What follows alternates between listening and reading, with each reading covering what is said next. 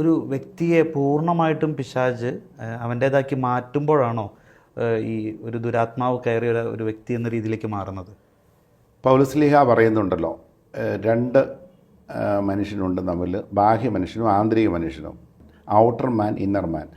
2 കൊറിന്തോസ് 4:16 ഈ ഔട്ടർ മാനിൽ മാത്രമേ പിശാചിന് സ്വാധീനം ചെലുത്താനായിട്ട് സാധിക്കുകയുള്ളൂ. അവിടെ നമുക്ക് 5 സെൻസസ്, നമ്മുടെ മെമ്മറി, വില്ല്, അതുപോലെ ശരീരം, ഇതെല്ലാം ഉണ്ട്. പക്ഷേ ആത്മാവിലേക്ക് പിശാചിന് നേരിട്ട് പ്രവേശിക്കാൻ സാധിക്കുകയില്ല. ആത്മാവിൽ സഭയുടെ പ്രബോധനം അനുസരിച്ച് ആത്മാവിലൊരു വില്ലുണ്ട്, അതുപോലെ ഒരു മെമ്മറി ഉണ്ട്, ഒരു അണ്ടർസ്റ്റാൻഡിംഗ് ഉണ്ട്. അതിൽ മെമ്മറി ഭാഗത്ത് ഈശോ മിശിഹാ വസിക്കുന്നു, ഹൃദയഭാഗത്ത് വില്ലിൻ്റെ ഭാഗത്ത് പിതാവായ ദൈവം വസിക്കുന്നു, അരൂപിയുടെ ഭാഗത്ത് ആത്മാവിൻ്റെ ഒരു അരൂപിയുണ്ട്, ഈ അരൂപിയിൽ പരിശുദ്ധാത്മാവ് പ്രവർത്തിക്കുന്നു.